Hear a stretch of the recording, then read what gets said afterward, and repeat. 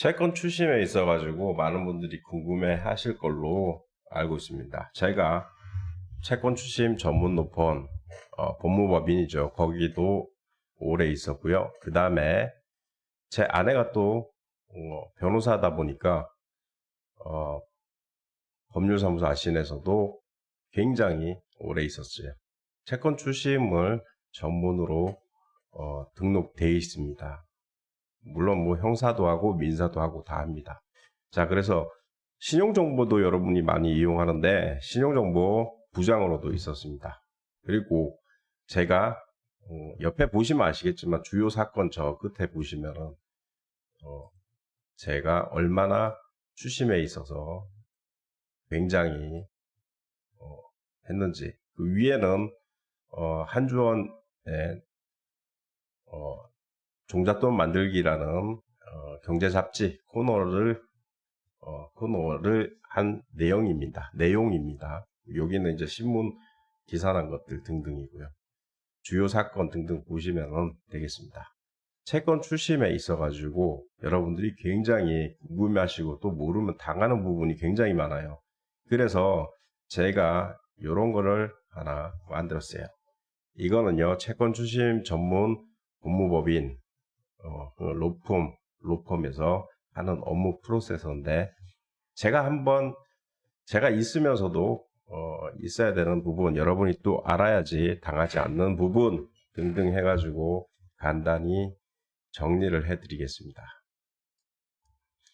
자, 첫 번째로 여러분은 돈 사기당한 거 등등, 이혼도 마찬가지, 어떤 소송을 하든 꼭 받아야 할 돈 때문에 소송을 하는 거예요. 돈이 엮이지 않고 감정상으로 그냥 저한테 욕을 해주세요 라고 해서 소송하는 경우는 거의 없습니다. 그래서 꼭 금전적인 부분을 보상을 받기 위해서 소송을 하는데, 실상 소송을 이렇게 하다 보면은 소송은 소송이고 돈 받는 거는 또 별개고, 그러한 현실에 딱 봉착합니다. 그래서 이 추심이라는 것을 하게 되는데, 주로 이제 추심, 신용정보사 등등, 추심이 뭔가요? 이렇게 물어보시는 분도 있는데, 돈 받는 절차 모두를 추심이라고 합니다. 그래서 흔히 카드값 연체되면 은행에서 전화 오잖아요. 독촉하죠. 그것도 추심입니다. 독촉하는 절차도 전부 다 추심입니다.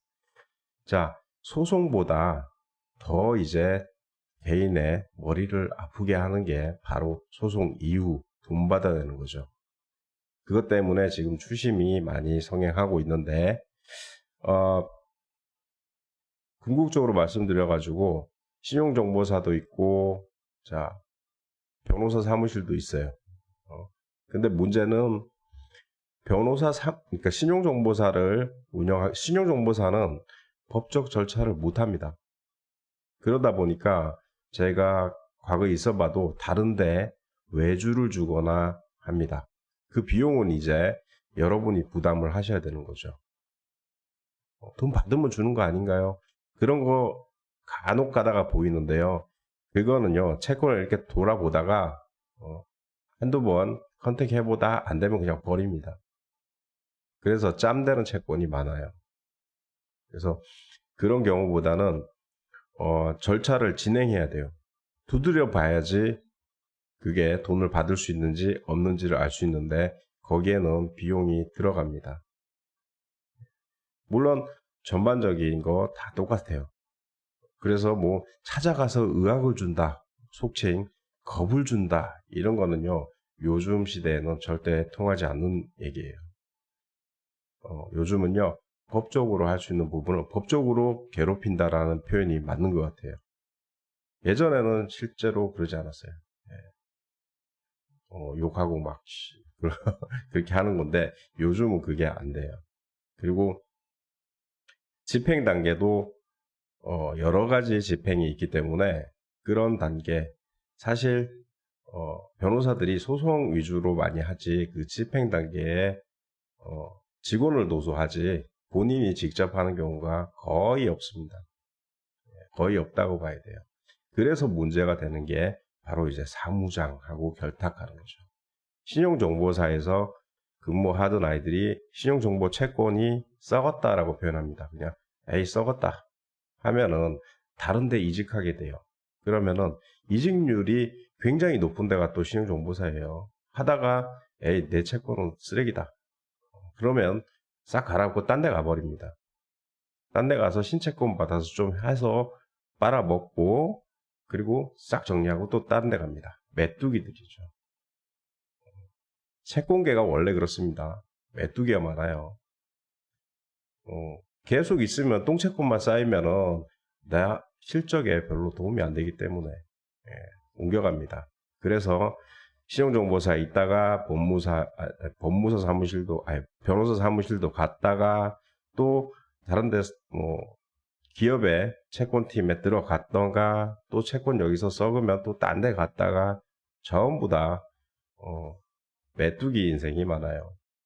자, 그러다 보니까 수수료라는 부분이 여러분이 이제 첫 번째로 생각하셔야 돼요.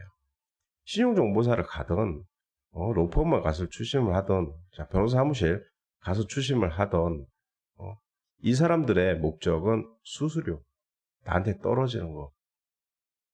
수수료에 굉장히 민감할 수밖에 없죠. 그게 먹고 사는 거니까.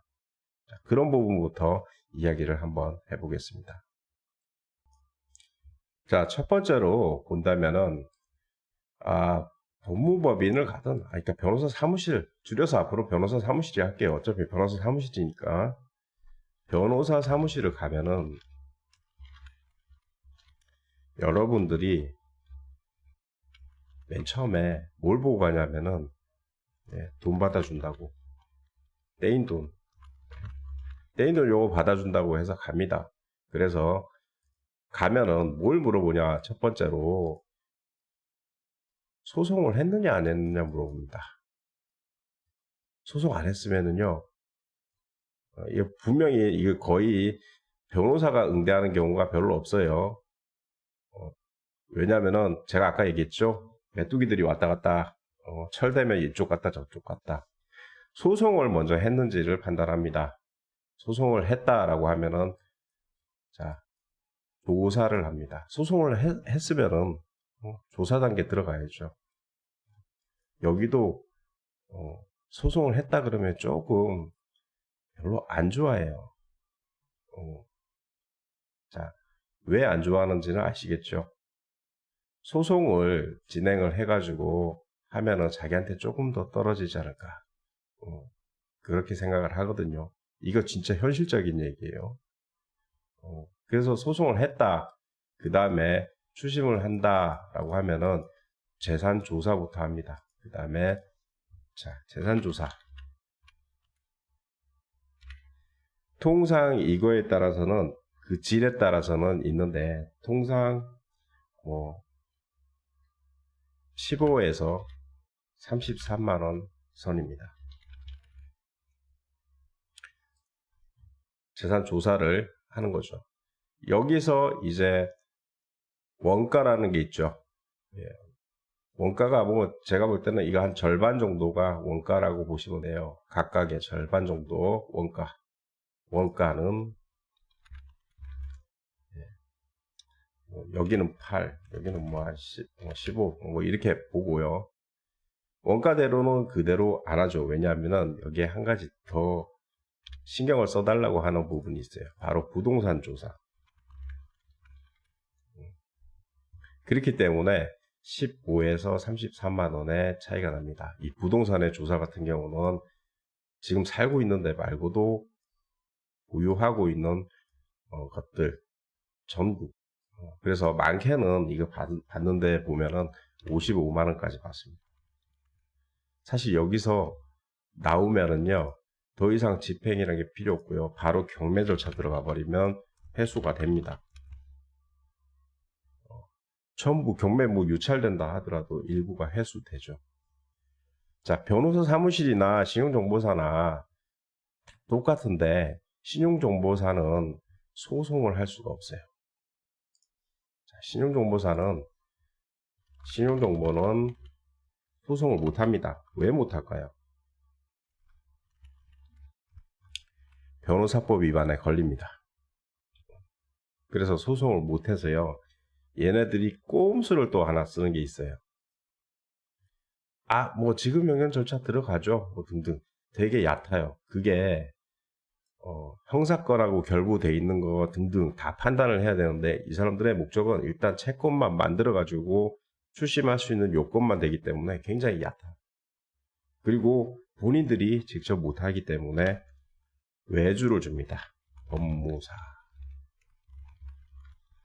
등등, 변호사 등등. 근데 변호사에 대해서도 제가 얘기했는데 선임해서 진행하는 거는요. 변호사 이름이 들어갑니다. 단지 소장만 써주세요 하면은 의뢰인 이름이 들어가요. 의뢰인 이름만 들어갑니다.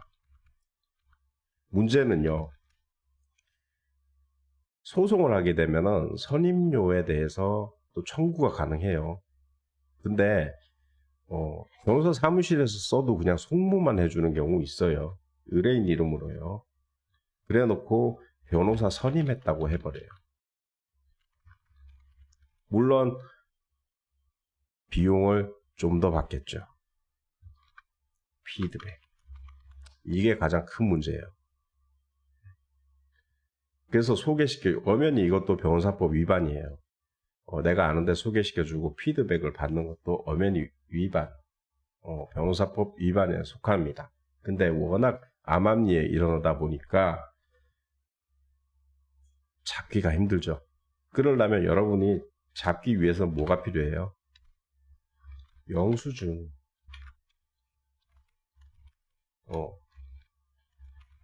그리고 세금 계산서. 영수증 또는 세금 계산서. 이게 꼭 필수로 받아야 돼요. 근데 간혹 있잖아. 신용정보사에서 회수해가지고 그때 뭐 다 처리해 드릴게요 등등.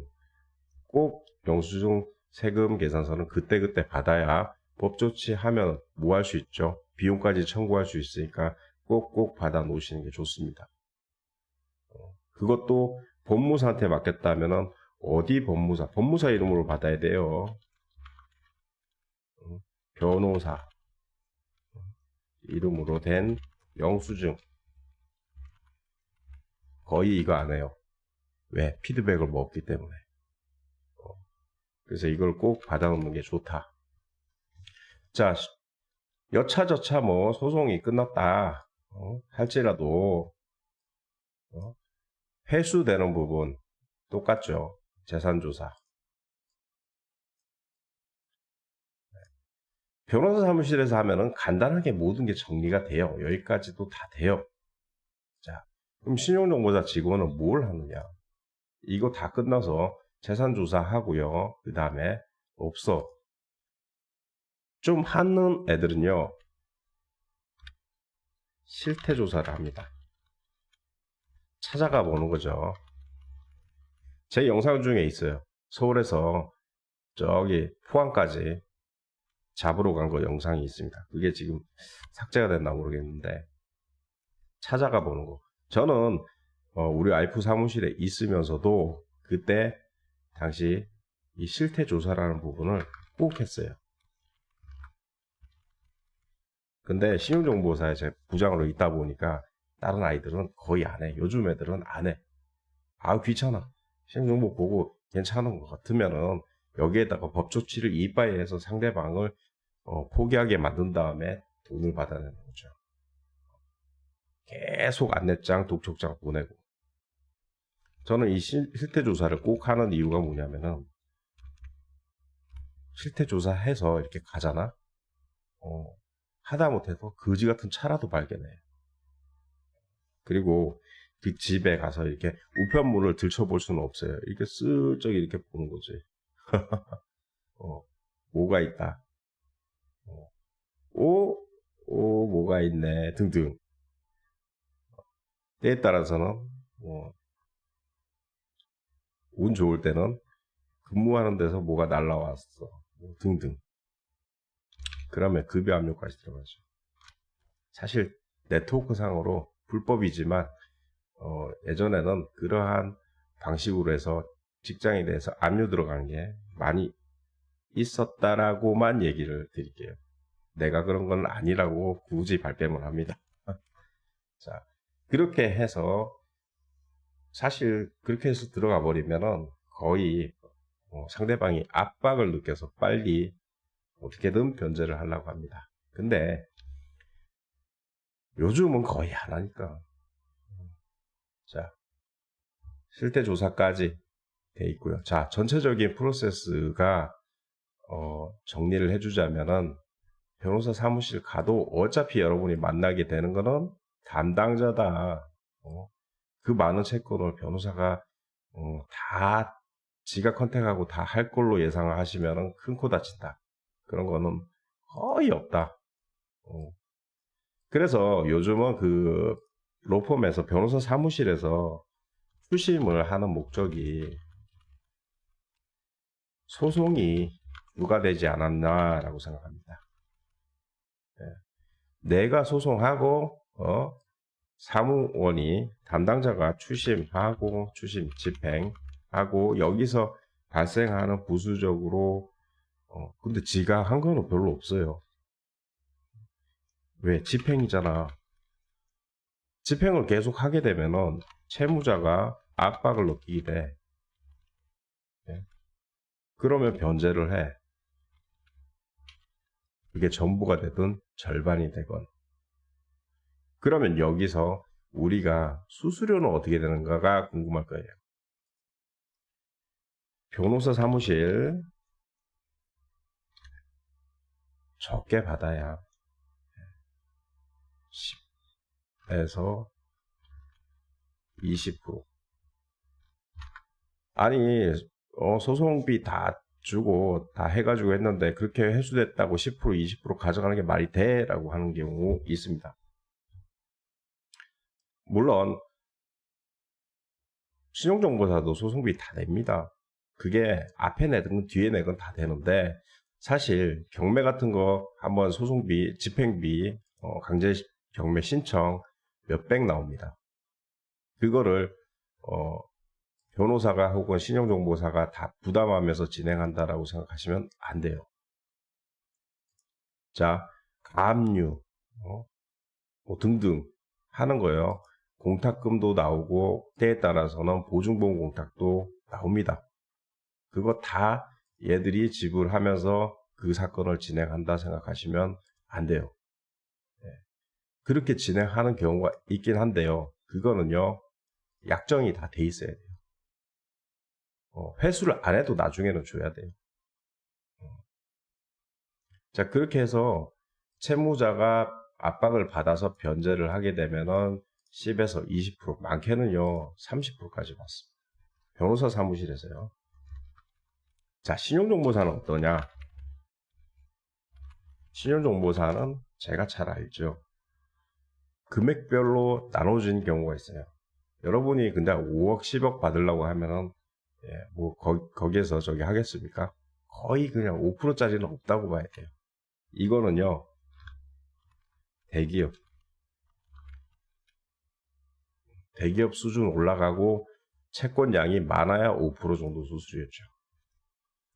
통상은요, 개인이 들어가면은 20% 이상입니다. 많게는 40% 있어요.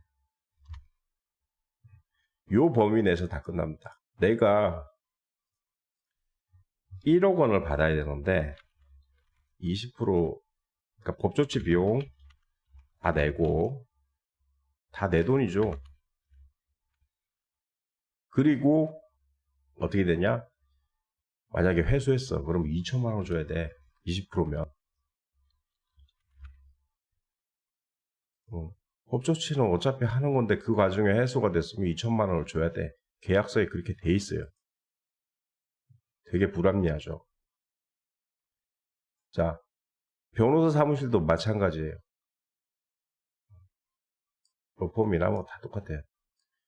자, 그래서 여러분이 2천만 원을 주게 되면은 이 브로커들은 얼마를 받아갈까요? 네, 한 절반은 챙긴다고 보시는 게 맞죠? 절반 이상은 챙긴다고 봐야죠. 자, 그래서 제가 이런 데서 당하는 게 많기 때문에 제안하는 방법은 뭐냐? 제가 이끄는 제 아내 변호사, 고보경 변호사, 그 사무실에 있을 때, 본부장 할 때 어떤 식으로 제안을 해드렸나? 자, 소송하고요. 안 했으면 소송하고, 집행은, 자, 재산조사 결과가 나와야지 뭘 할 줄 알잖아.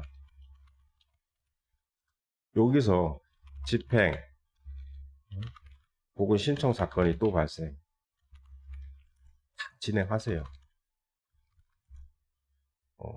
계속 진행하다가 소송 사건이 들어가는 굉장한 경우가 있어. 자, 이런 경우는 뭐냐면요, 변호사가 해야 돼요.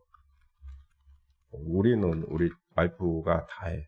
그래서 변호사가 하는데 소송 과정에서 들어가 버리면 성무 사건으로 할 수 없는 것들이 있어. 자, 사회행위. 이게 뭐냐면은 내 재산을 다른 데 옮겨놓은 거야. 이 모든 걸 알게 되려면은 조사를 해야 돼. 재산조사. 그러면 여기에 대해서 바로 가처분 들어가죠. 가처분 소송이에요. 또 소송이 들어가는 거야. 왜? 이건 가처분 해놓고 하면은 승산이 굉장히 높기 때문에. 자, 취소 소송을 또 해. 가처분 해놨으면 취소, 명의 이전 다시 돌려놔라. 그 다음에 명의가 돌아오면 뭐 해야 됩니까? 경매, 압류 및 경매. 소송이 한 3가지가 껴버려요. 비용 나오죠, 당연히. 여기에서 이제 성공보수도 붙고 뭐 다 합니다. 이게 사회행위가 굉장히 어려운 거예요. 방어도 어렵고 공격도 굉장히 어려워요. 자, 근데 이 부분이 없다라고 빼고요. 집행사건 했는데 돈이 들어왔어. 야, 됐어. 내가 돈 줄게. 회수됐어. 자, 이게 변호사 사무실. 근데 이게 우리 와이프 기준 사무실에 있을 때 제가 한 거니까 그 기준으로 얘기해요. 돈이 회수되면은 가져가면 돼. 가져갔어요. 근데 여기 이제 부수적인 그 부분 있잖아. 집행했는데 자, 확정 신청해주고 뭐 등등 다 해야 돼. 왜냐면은 나한테, 이 새끼가 나한테만 빚이 있으면 되는데 여기저기 빚이 있을 수 있어. 그러면은 추심 신고 절차 해야 돼요. 법원에. 그거 나중에 이제 없던 채무자가, 채권자가 또 나타나가지고 태클 거는 경우도 많이 봤습니다. 그래가지고 신고 절차까지 다 해야 돼요. 그러면 이제 온전히 내 돈이 되는 거야. 신용정보사도 마찬가지인데 그 절차를 거의 안 하더라고. 그래서 돈이 와서 가져가면은 추심 신고 절차까지 다 끝내야 돼요. 동시에 끝나는 게 좋아요. 이래봐야요 5% 정도밖에 안 돼요. 수수료. 요 과정에서. 자, 이후에 남아있는 게 있죠. 이거는 제가 늘 얘기했죠. 저는 실사부터 간다. 실태조사. 실태조사를 진행하면은 제가 이 실태조사를 하면서 허위 이혼한 것도 찾아내고 많이 찾아냈어요. 근데 되게 힘들어. 지방 가가지고 있어봐요. 힘들어. 최소 실태조사를 가게 되면 얘가 뭘 해서 뭘 벌어먹는지도 알 수 있는데 그 정도면 일주일이야, 일주일. 미행하는 거 아니야. 만나서 얘기해보고 보면은 대충 미행이라고 하면 또 불법이라고 할 거 아니야. 대충 한 일주일인데 모든 절차가 신청 절차 뭐 다 법적인 절차 들어가기 전에 실태조사를 미리 해버리면은 아주 좋죠. 근데 야, 일주일 존나 힘들어요. 뭐 출장비 받고 다 조사 들어가면요 출장비 다 받고 해요. 물론 뭐 내가 받는 건 아니지. 변호사 사무실에서 다 그 청구해가지고 받는 거지. 통상 5일 정도죠. 일주에. 근데요, 5일에 거의 제가 볼 때는 주말은 소용이 없더라. 주말은 뭐 얘가 뭐 경제활동을 하는 게 아니라서. 예. 주말은 거의 경제활동, 지가 장사하는 거 아니면은요, 경제활동 하는 게 없어가지고 주말은 거의 필요가 없더라. 그래도 5일 기준 잡아도요, 실태 조사 가면 비용 많이 나옵니다. 그 상상에 맡길게요. 어차피 돈 없으니까 돈 받으려고 하는 입장에서. 그래서 제가 제안을 드리는 것들이 그거예요. 신청사건 이런 것들을, 소송 뭐 있죠. 이런 것들을 신용정보사나 저런데 맡겨가지고 괜히 피드백 뜯어주고 진행하지 말고 다 해. 변호사한테서 다 해. 그리고 저기 뭐야, 사무장 있죠. 사무장 많은 데 있어요. 이게 채권 출신 사무장들. 이거 굉장히 이거 문제 많아요. 여기 있는 데 가서는 웬만하면 하지 마세요. 제가 로펌에 있어서 잘 아는데, 주변에 이런 사람들도 많이 아는데 절대 하지 마세요. 그냥 내가 믿을 만한 변호사 찾아가가지고요, 위에 거 다 하세요. 요 위에 거. 네, 믿을 만한 변호사 찾아가가지고 소송 집행 요거 다 하세요. 그리고요, 빈 알맹이만 가지고 신용정보사 가세요. 할 거 없어요. 얘네들도 절차 다 했네요. 할 거 없네요. 못 받네요. 등등 끝나요. 가보고 만나보고, 네, 만나보는 경우가 거의 없죠. 그죠? 그렇게 해서 압박을 준 다음에 그래도 회수되면은 다행이에요. 요게 정석으로 하는 거야. 만나보고. 근데 의학적으로 자주 가면 안 돼. 또 처벌받아. 그래서 조심히 만나러 가야 돼. 그리고 변제 계획 잡고, 어기면 독촉하고, 볶아. 느글 볶아, 그냥. 왜 어겼어? 이러면서. 이게 정석으로 하는 거예요. 위에 거 할 건 다 그렇게 하세요. 그렇게 하다가 안 되는 거는요, 몇 년 묵히세요. 5년이든 10년이든. 제가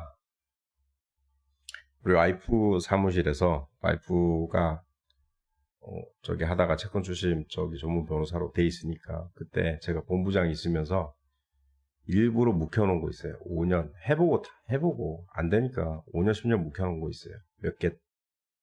어떤 새끼는 어떤 여자죠. 시집 갔어. 어떻게 했게?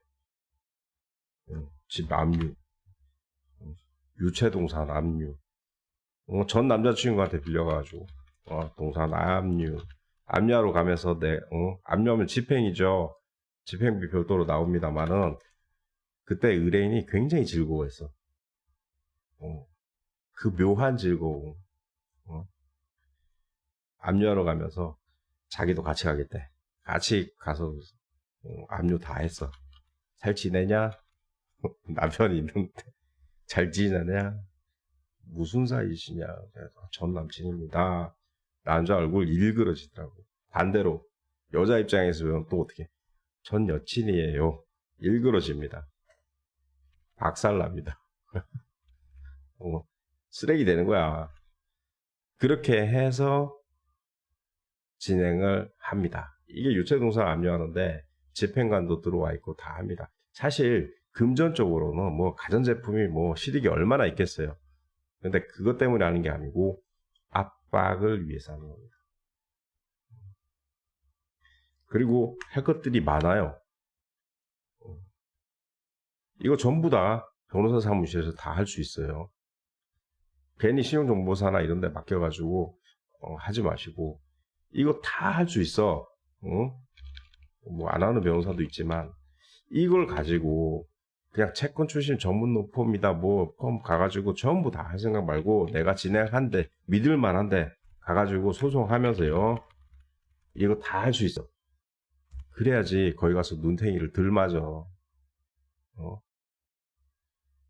다 하고 나중에 갖고 가보세요. 아마 지도 답 없을 겁니다.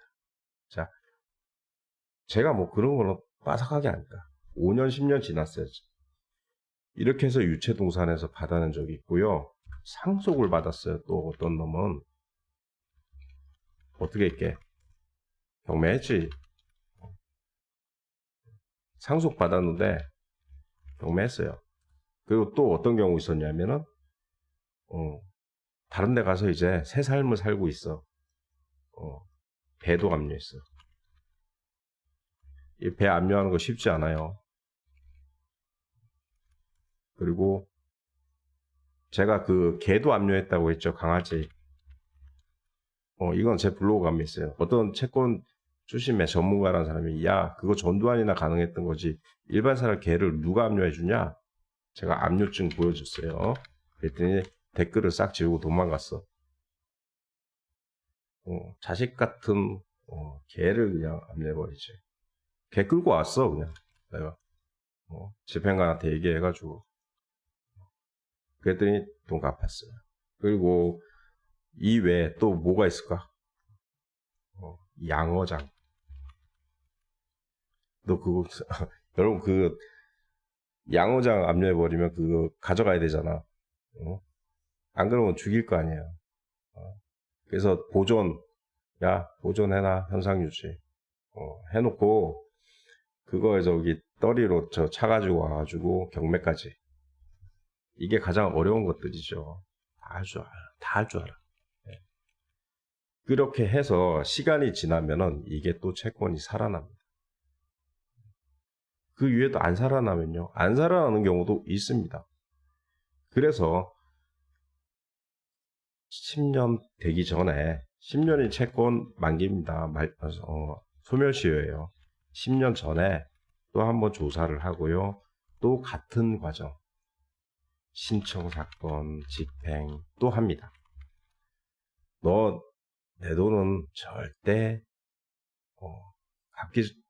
갚거나 거시기 하기 전에는 하기 전에는 내 돈 잊지 마라고 해서 한 번쯤 계속 두들겨 줘야 됩니다. 자, 여기서 가장 큰 방법이 하나 있죠. 여러분은 일반적으로 채권 주심, 신용정보사, 변호사 이렇게 찾아가면은 그냥 그 아이들의 그러니까 변호사의 능력을 보는 게 아니라 그 담당자의 능력을 봐요. 담당자가 다야. 담당자가 잘 하느냐 못하느냐에 따라서 내 채권이 잘 관리가 되고 있느냐 없느냐가 결판이 납니다. 그래서 그런 면에서는 신용정보사 내가 1등이고 2등이고 뭐 그거 소용없어요. 많이 끌고 와서 되는 놈만 빨아먹고 나중에 버리는 경우도 많이 있으니까 거의 그게 다죠. 변호사 사무실 소송만 하고 막 나중에는 뭐 안 되니까 뭐 어쩔 수 없네요. 다죠. 일부러 그걸 노리고 2차적 집행 비용을 노리고 하는 경우도 없지 않아 많습니다. 그래서 제가 믿을 만한 채권 추심, 믿을 만한 변호사 소송 진행하고 그 변호사 거기서 진행하는 게 좋아요. 나중에 딴 데 가서 또 하면은 야 나도 좀 남겨 먹어야 될 거 아니야. 더 세져요. 이것저것 말도 못하는 거 무엇이 무슨 인장대 무슨 대 고정 뭐 하면서 돈을 막 몇 배씩 받아가. 법무사도 마찬가지 그렇게 해서. 그러니까 내가 소송하고 믿을 만한 변호사를 통해 가지고 신청 집행 사건 다 하세요. 그리고 하는 게 좋아요. 그렇게 되면은요. 나머지에 별 돈 나갈 이유가 없어요. 별로 돈 나갈 이유가. 그리고 가장 중요한 부분이 있어요. 가급적 이 변호사들 그냥 착수금 떼기 많이 하는데 소송 같은 거 하면은 나중에 보면 그거 안 해도 제가 왜 담당자보다요, 담당자의 능력이 중요하냐면은, 다각적으로 그 사건에 대해서, 그 채권에 대해서 분석할 줄 알아야 된다. 저 같은 경우는 분석을 하면서요, 형사건으로 돌리고요, 다른 혐의가 있으면 고발하는 부분, 전부 다 빠삭하게 해서 그 사람을 아주 정신적으로 머리털 다 뽑아놔 버려요. 그거 찾아. 그걸 찾는 거지. 예전에는요, 채무자를 제가 직접 만나가지고 딱 있는데, 당신, 딴 데 가서 얘기하세요. 그랬더니 회사에서 좀 벗어난 데서, 회사 앞에서 만났어. 어떻게 만났는지는 비밀이고. 그랬더니, 딴 데서 만나지. 이거 딱 만나서 커피숍에서 만났는데, 얘기, 어떻게 변제할 거고, 뭐 어떻게 할 거고 쭉 얘기하더라고요. 그래서, 나 담배 한 대 사러 갔다 올게요. 잠깐만요. 나가가지고, 걔가 타고 온 차를 파악해서, 차까지, 그, 벤이더라고. 차까지, 번호 적어가지고, 차까지 다 압류. 그래 버려서 그때 그 차값이 중고로 팔아도 한 3,000원 나왔었어. 그렇게, 거기에 특화가 돼 있어가지고, 그런 부분으로 다 조사해버려요. 사실, 자동차는요, 고가의 자동차 아니면은, 일반적으로, 그렇게 효용 가치가 없어요. 그거 이제 끌어다 놓잖아. 보관료도 나가고 다 나갑니다. 또 감가되죠. 차가 타지 않으면 감가가 되죠. 근데요, 어, 그게 나이대에 따라서 조금 틀려요. 젊은 애들 있죠. 막 이제 해가지고, 뭐다고 좀 내려고, BMW 뭐 중고 사가지고 이렇게 돼 있는 거. 그런 것들은 끌고 와버려요. 어, 그냥 끌고 와서, 저기, 경매 대기 딱 시켜놓는 거죠. 또 다른, 그러니까 내 돈을 갚지 못하면 또 다른 채무가 계속 발생된다라는 부분. 왜? 할부금을 못 갚으니까. 그런 부분까지도 계속 괴롭혀 줘야 된다. 집에 압류딱지 붙이고 다 그런 거 진행할 수 있다. 다 해놓고요. 그 다음에 물론 나한테 물어보면 굉장히 내가 디테일하게 얘기를 해주겠지만 그 다음에 찾아가시는 게 좋다. 찾아가봐야 별반 없어요. 이게 뭐 큰 게 아니야. 채권 추심이 뭐 큰 게 아니야. 아주 어려운 고난이도가 아니야. 물론 사람을 괴롭히려면은 어떤 방식으로 괴롭히는지 거기 철저한 연구를 많이 한 사람, 나 같은 사람은 어떻게든 압박을 하죠. 심지어는 가면서 저 새끼 저거 위반하네. 옆에 찍어가지고 딱지, 그 딱지 5만 원짜리였나 그때. 하루에 딱지 3개인가 4개인가 발송시켜줬지. 아주 극악하죠. 저는 예전에 딱, 저 새끼 저거, 가보자. 얘기 좀 하러 따라가보자. 위반을 하면서 가는 거 다 찍었어. 그래가지고 7, 8장 됐나? 교통 위반하는 거. 그거 한 4만 원만 쳐도 얼마야? 40만 원, 40만 원. 10장만 해도. 재밌지. 우리 예전에 부모님이 돈을 못 받은 경우 있었는데, 그때는, 진짜, 딱, 고도만 보이더라고요. 엄청난 국가의 세금을 많이 냈을 거야. 그렇게 해서 들어가는 게 진정하다. 그러니까, 어떻게 그렇게 돈을 못 갚는 사람한테 악랄할 수 있어요? 라고 막 이렇게 얘기하는 사람이 있어요. 그러면 돈을 빌려준 선량한 사람은 뭐가 되느냐? 갚겠다고 빌려가서 안 갚는 사람이 더 악랄한 거 아닌가? 저는 그렇게 생각하는 주의예요.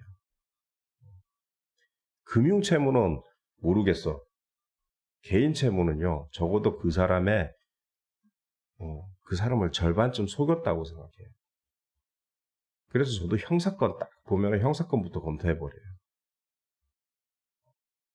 절반 속였다라고 보기 때문에 그러한 아이들이 금융채무자를 못 갚는 실질적으로 생활이 힘들어서 은행에 빌려서 못 갚는 애들하고는 차원이 달라요. 개인한테 빌린 돈은 속인 거나 다름없다고 보는 주의예요, 저는. 금융채무는 진짜 저기 한 거죠. 금융채무까지 끌어 썼음에도 불구하고 야, 돈 좀 더 빌려줘 이렇게 가는 건요 거의 사기예요. 난 이미 채무 초과 상태인데도 빌려간 거는 그런 나쁜 놈이 어디 있어요. 그래서 추심에 있어서는 상대방을 저는 그런 관점에서 봅니다. 그리고요, 가급적이면 어떻게 하면 얘를 더 괴롭힐 수 있는 신청 사건도 마찬가지. 뭘 하든 간에 어떻게 하면 괴롭힐 수 있을까 등등. 거기에 특화가 돼 있죠. 그래서 결론을 말씀드리자면 내가 믿을 수 있는 변호사한테 소송 그리고 할 집행들 다 하시고요. 그 다음에 궁금하면 채권 출심 전문으로 하는 업체들 궁금하면 가보세요. 미리 할 거 다 해놨으니까 또 뭘 뜯어먹을 게 있겠어요. 그 다음에 진짜로 잘 하는지 보는 거지. 그렇게 하시는 게 좋다. 꼭 참고하시기 바랍니다. 이 판에요, 사기꾼들 많습니다. 진짜로 많아요. 그래서 제가 변호사도 늘 얘기하잖아. 그 사무장들이 우글우글 해가지고 하는 애들, 명목상은 아니지만 거의 변호사하고 결탁해가지고 내 하나 물어오면은 나 얼마 줘? 이렇게 해서 움직이기 때문에 하지 말라고 하는 거예요. 뭐 법무법이 뭐 할 거 없어요. 변호사가 일일이 영업하고 막 이렇게 해가지고 하는 경우 있긴 하지만 그렇게 많지 않아요. 그래서 사무장들이 막 무료 상담해줄게요 해가지고 제대로 이제 변호사들 보잖아요. 그래서 내가 저한테 많은 분들이 질문을 하는데, 그리고 사고도 많이 터지는데 변호사의 실력 부분이 굉장히 문제돼요. 그래서 저는 1차적으로 딱 접어놓으세요. 변호사는요, 실력이 담보된 게 법대에 나왔는지 보세요. 그 다음에요, 사법고시, 사법고사란다. 사법고시, 사법고시 패스했는가? 요 패스하면 뭐라고 나와요? 사법, 연수원, 우리 알고가 뭐 41기니까 이렇게 나옵니다. 이 이제 사법고시 패스한 사람들이에요. 이 사람 사법고시 패스하게 되면은 자, 사법연수원 가죠. 여기서 2년인가 합숙, 실무, 여기 교수진이요. 전부 다 현직 부장 이상의 판검사들이 합니다. 교수, 판검사. 교수진이 이래요. 실무연수를 이렇게 해요. 자, 법대에서 4년 빡세게 하고 사법고시 한 번에 붙을 수 있어? 못 붙죠. 한 5년, 두 개 합쳐서 10년이요. 요 두 개 합쳐서 그냥 10년이라고 칩시다. 보편적으로. 사법연수원 2년. 일반적으로 이런 사람이 나오잖아요. 12년 경력은 일단 나온 거예요. 물론 법적 경력은 아니지만 공부만 12년 한 거죠. 여기서 이제 우리 와이프는 10년 이상 또 됐으니까 개업한 지가 20년 훌쩍 넘어요. 자, 근데 요즘은 어때요? 변호사 시험이죠. 그래서 이 변호사 시험 본 사람들은 변시, 몇 회 이렇게 돼요. 물론 법대 나온 사람도 있고요. 사법고시 보다가 맨날 떨어지다가 변호사 시험 되니까 붙은 사람도 있고요. 원래 법대 나와서 준비하다가 사실 맨날 떨어지는 거지. 어려우니까. 그러다가 이제 변호사 시험 나와서 합격한 경우도 있고, 요즘은 뭐 농대 나와도 되고요. 내 아는 동생이 S대 뭐 그런 데 나왔어. 그렇게 해도 어때요? 변호사가 될 수 있어요. 신학대도 돼. 자, 운동도 돼. 체육학과도 변호사 다 돼. 자, 로스쿨 입학하는 기본 요건, 별거 아니, 육법 전서 다 안 해. 그냥 기본 요건 되면은 들어가서 배우고 변호사 시험 봐서 변호사 될 수 있어요. 그래서 사법고시 같은 경우는 늘 1등 하던 사람들이야. 초등학교 때부터, 초등학교부터 대학까지 늘 1등이야. 늘 등수 안에 들었어. 근데 여기는 어떻겠어요? 신학대 가고 다른 데 가고 1등은 못했어. 늘 1등이라고 보장할 수 없어요. 이런 사람들을 모아놓고 사법고시는 여기서 1% 내지 2%만 합격할 수 있어. 자, 변호사 시험은 어떨까? 1회 같은 경우 80% 이상이었나? 90% 합격. 지금도 아마 절반은 붙을걸? 절반 이상. 그러다 보니까 사람들이요, 변호사는요, 사시 출신 찾아요. 저도 이게 맞다고 생각합니다. 왜? 같은 돈을 내고 하는데 사시 출신이 낫지 않겠어? 우리는 소비자 입장이잖아. 그죠? 아니, 로스쿨 친절하던데요. 이렇게 해서 억울로 다는 애들이 있어요. 그러면 찾아가면 지가 로스쿨이에요. 소비자 입장에서 좀 더 나은 사람을 선택하는 게 당연한 거지.